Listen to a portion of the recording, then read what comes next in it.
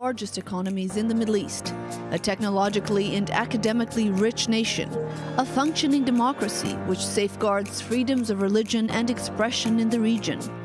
Israel's standing internationally has hit rock bottom, with study after study showing its global standing has fallen rapidly, mainly due to the war in Gaza. Israel is steadily losing support among its allies, leaving the tiny country, which is surrounded by enemies, increasingly alone. Experts say now is the time for Israel to diversify its partnerships, build on them, and turn the focus towards its neighbor in the south, Africa. UAE has become the #1 investor in Africa, surpassing China, with $110 billion projects in between 2019 and 2023. So there is such competition in Africa over projects and influence and the economy, because there's this rising middle class that everybody understands is the future of global economy. Israel traditionally looks at the big powers for help and support. It makes sense, right? The big powers can give you the most. But investing in African countries, it's imperative, especially because of the challenges that Israel faces in the international community. And the way to do that is to use the existing partnerships as a springboard to expanding diplomacy. Powers like Russia, Iran, Turkey, and China are already focusing on building strategic relationships in the continent and have done for decades. In order not to be left behind, Israel must build an actual strategy for its relations with Africa too, coordinated with its partners in the region. I see kind of the Abraham Accords coming into Africa and strengthening Israel's position, but also the U.S. position vis-a-vis, China, Russia, and other global allies. And of course, regional powers like Turkey, which is very strong in the continent, with over 44 embassies. On the one hand, we are building here a strategy to 30, 40 years to come, on the long run, to build a very strong alliance, a solid one. But we do have a benefit, an immediate benefit as well.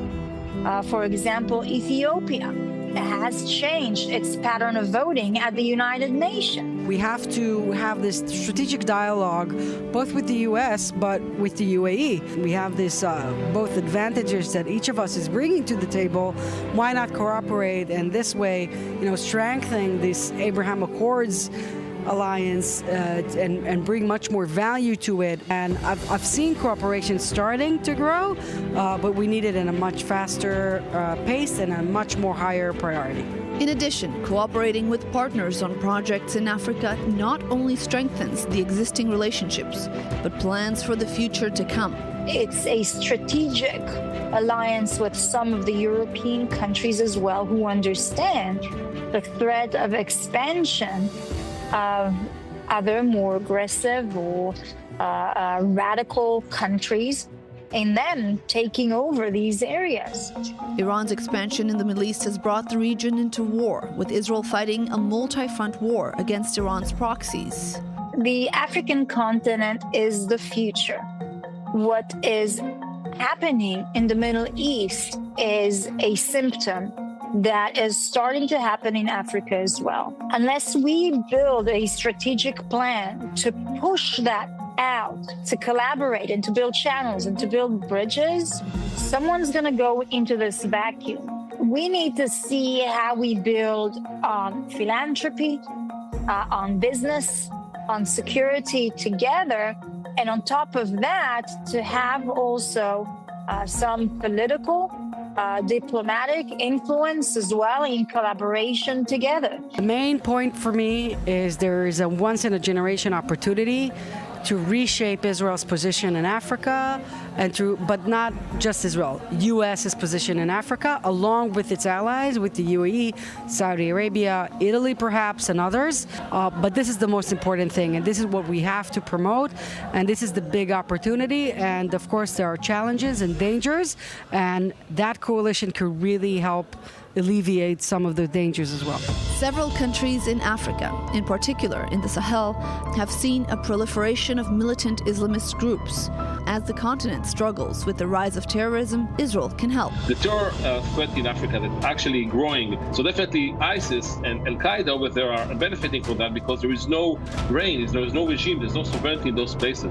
When you have that, Israel has the ability to support those countries.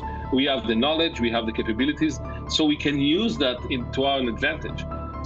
But first and foremost, we have to invest in that. So once investing, building the capabilities, helping those countries tackle any terrorist threat, using them in order to tackle any sort of Iranian influence on them, and by that you're able to prevent the Iranian influence in Africa.